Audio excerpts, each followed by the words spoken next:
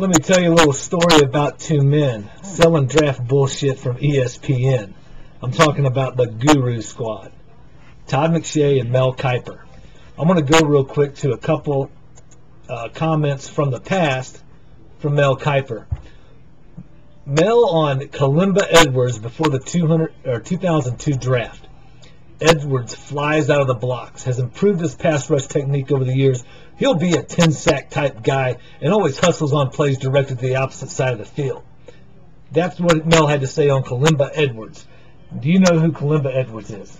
I have no idea. I know he plays for football, that's for sure. He played for football, obviously, in college. Right. And matter of fact, I don't think he hit 10 sacks, okay, even though he was a 10-sack guy every year on Kiper's board. Ask you something. 10 sacks? This sounds like a lot of sacking. That's a good year. That's not nowhere near the top guy, but that's above average. That's a good deal. The problem is I don't even think he had 10 sacks in his full career, and he hasn't been in the NFL since 2009. It wasn't because of injury. It was because he wasn't good enough to be in the NFL for more than just a couple of years. Okay, so the Raiders ended up.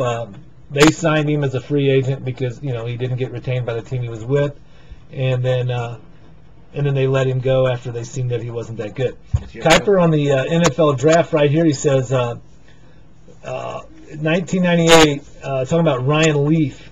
A lot of these teams in the NFL are desperate for quarterbacks, and he's the best out there. With Ryan Leaf, a real close second. They was talking about the best out there being Peyton Manning. Ryan Leaf, a real close second.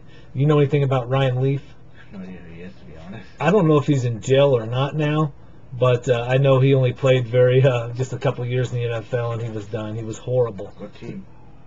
San Diego Chargers. Mel Kiper went 0 for 31 in the 2001 NFL draft in his mock posted a week before the draft. He got Michael Vick as the #1 pick to the Chargers, not to the Falcons. This was as close to a right pick as Mel got in 2001. Anything else good on Mel before I switch up? The reason I bring this up, man, is because if you listen to any talk radio or read the sports page, and they and it's a business. They got these guys who pose as like they're freaking some type of GM, but they're not, and they're always talking to them. They say, and if they're talking to the GM so much, how come they never get it right? Or not even really close. I think Mel Kiper's best year ever was 5 picks right. In the entire first round. But what I want to get at is another thing, Joey Harrington. You ever heard of Joey Harrington? I have no idea. I got to go to this one. Yeah, no idea. It's because he was a very, very underachieving quarterback. This was Mel Kiper on Joey Harrington before the 2002 draft. There's a special, possesses all the intangibles, demonstrates leadership qualities, and an ability to rally the troops. He's a clutch fourth quarter quarterback who deals well with pressure. He has a presence and aura about him in the huddle. He commands respect from his teammates. He is mobile and has above average arm strength, and he's proven to play in adverse weather conditions. Will be a solid pick. Not. Okay. The reason is just I'm tired of hearing all that stuff, and it kind of leads me up to the third topic, which we're going to talk about, the Geno Smith deal. But first I want to go to the nonsense talk about will the Chiefs keep Bowe and Albert. Well, I'll tell you what, they damn sure are going to try, okay? But you hear a lot of folks out there, well, what we'll do is, we can we can let Brandon Albert go and sign Luke Jokel. So here's what you do. You take your roster, all right, and you take off this good, solid player, all right? And then in the first round, you draft and replace that good, solid player with another that you think is going to be good and solid. And then where are you at after the first round? You're nowhere. You're nowhere, all right? That's why they're going to re-sign Brandon Albert. Man gave up, if I'm not mistaken, he gave up 1 sack last year. 1 sack. And I remember being ticked off about it because the dude was offsides. Here's another case in point. Let me go over to this chart right here. And rushing, because the Chiefs, obviously, when you don't have a quarterback that can throw the ball, they can only run. and even if like I can throw a football, there's a lot of people that can throw a football, but just like Matt Castle, you can't read a defense and stuff like that. You're not really a quarterback. Okay, so when you're in that type of situation, you must run the ball, and the Chiefs did that a lot. All right, but let's take a look right here. More than any team in the National Football League, at least in the AFC, I'm looking at AFC numbers right here. Last year, with 2 yards or less to go for a first down, they ran it to the left side 100 times, more than any other team in the National Football League. Looks like the Indianapolis Colts, in that same situation, ran it 86 times. What does that say about your left tackle? Pretty damn good. Pretty damn good, all right? So enough with the nonsense of, is Brandon Albert a top 5 guy? Is he, should we keep him and take Luke Jokel? Nonsense garbage, okay? He's going to resign. He's going to get some top money. He's going to get some good money. Well, that's what happens. And in case anybody didn't know this, the Chiefs are not like in a salary cap bind, other than the fact that they've got to spend some money to get up within a certain range of the salary cap. Well, that's a gamble. Right. Really well, anything's a gamble. But what I'm saying is Brandon Albert is a proven commodity. So not much of a gamble there. We gave him Jared Allen's one, right? For the draft pick. Right. But that's not necessarily the topic. The topic is that the man can play. Okay. The bottom line, the man can play. All right. You don't want to, like I said, take off this guy, fill him in with this guy and then you're in the second round of the draft. All right. You've gained nothing in the first round. Okay. You've gained nothing. So that's nonsense, and I ain't even worried about that. If Pioli was here, I'd worried about something crazy like that. He's not here. All right. Dwayne Bowe, same thing. All right. You can't lose Dwayne Bowe, even though today the Chiefs do not have a legitimate NFL quarterback, even a marginal quarterback that can get him the football. But you've got to keep him, and you've got to bring in the quarterback. Okay. Let's go to, and here's another thing, because we've heard Todd Mcshay and Mel Kiper and everybody else on Geno Smith, the quarterback. Okay? Now, something like, let's say I'm not going to go to a doctor's office and see a doctor and then tell him what he's doing wrong, but I am going to go and say that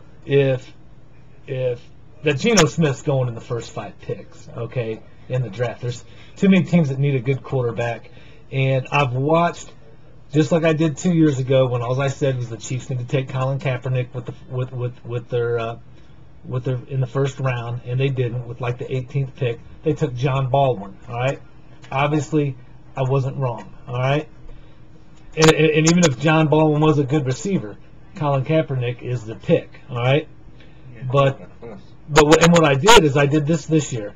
I took your Matt Barkley's, your guy from Georgia, South Carolina. I said Matt Barkley, Geno Smith, and who else? There was one guy from Florida that's E.J. Manuel. Oh my God, disturbing. He's not going to play. He's not going to start in the NFL. But when you watch Geno Smith, and you just don't see, like a lot of these other guys, you see him. You watch their games, and most of their completions are to wide open receivers, okay? I'm sorry. Geno Smith was hitting dudes in good, tight coverage with the guy basically right there on him, okay? A lot of passes like that. All right, let's go to some numbers here. Geno Smith. All right, career. Who do you think has a better touchdown to interception ratio? Who would you think, obviously?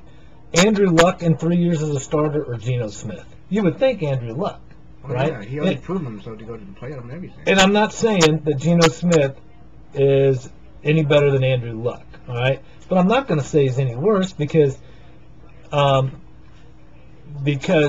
Luck's numbers this year in the NFL were nowhere near Pro Bowl caliber, all right? Nowhere near, all right? But in college, I'm going to say Geno Smith had about 17 more touchdowns and about 1 or 2 less picks in 3 years. But his career stats are 42. They don't give me the complete wrap-up. I'll just say in 3 years, 55, 97 touchdowns in 3 years against 20 picks. Hard to beat that. Todd Mcshay today. He was on 610 Sports Radio, and he was talking about is not a his accuracy and stuff is inconsistent. Well, I'm gonna tell you, when you're throwing 71.2% completion percentage your senior year, I really think ain't a whole lot of times in there you can't. You know what I'm saying? Mm-hmm. I mean that just makes Todd Mcshay look stupid to anybody that really pays attention. So another thing, one of the big early in the season. All right, let's look at these 1, 2, 3. The first 5 games for West Virginia this year. That's the team Geno Smith is quarterback for. They beat Texas at Texas 48-45. Baylor with a win, 70-63 over Baylor. Marshall, all right, they opened up Marshall, put 69 on the board, gave up 34. All right, then they lose 5 straight. But in those 5 straight losses, it wasn't because of the quarterback, all right, because he threw 11 touchdowns and 5 picks, still above a 2-to-1 ratio. But look at this defense. Look at when you go to NCAA.com and you go to total defense, they list 121 Division I teams, and the hiccups are hitting me. 121 Division I football teams, and West Virginia is 108 out of 120 defense, giving up 472 yards a game. That's their average. Okay, ain't a whole lot you can do about that. And if you wanna really get a grip and an idea of how negligent of a defense they have, look 5 spots below. Who's 5 spots below? Okay. Kansas. All right, 45, 50 miles from here. We know how bad football is, bad defense is.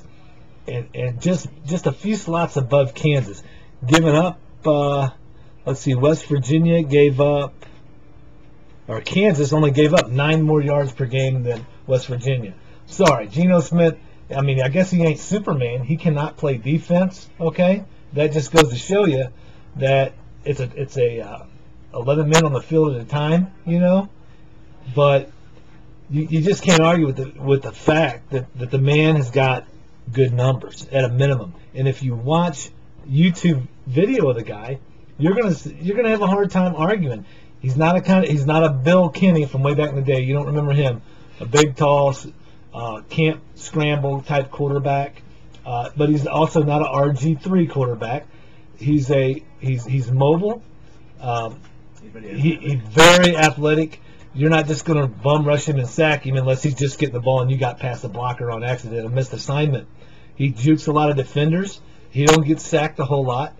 And so the whole point of this is just to, I want to see, just to acknowledge the nonsense that is out there regarding whether or not to keep Dwayne Bowe or Bowe and Albert. All right, the BS salesman that ESPN trots out there, and Mcshay and Mel Kiper, and then right into that with Geno Smith. Okay, I'm willing to bet $10 to anyone who wants to bet the Chiefs if they don't sign a quarterback, if they don't sign a veteran like Alex Smith, who's basically, he's a little bit better than Castle, I think, but not a whole lot. He handed the ball. You like Castle, he hands the ball off a lot. Okay, and there's a reason when you hand the ball off a lot.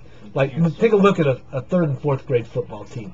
You don't see them throwing the ball hardly ever, unless they want to just try something, just for the fun of it. That's because they can't throw the ball, all right? And that's the way your Alex Smith's guys are, your Matt Castles.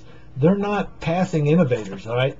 They're not going to throw the ball a lot. They're going to hand it off, all right?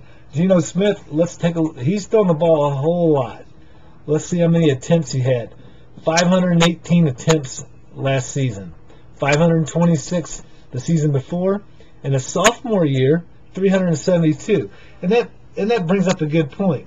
One of the main reasons I like Kaepernick so much, besides that he had a shotgun arm, and he has experience, all right, the progressiveness of going from college to the NFL, of going under center, reading the defenses, doing the film work, being a student of the game, all the stuff that it takes to be good in this league. And I mean, I don't know what else to say other than I got $10. Says they're here. It says that Geno Smith comes on. I think we went over time, but we'll see if they'll let us post this video anyway.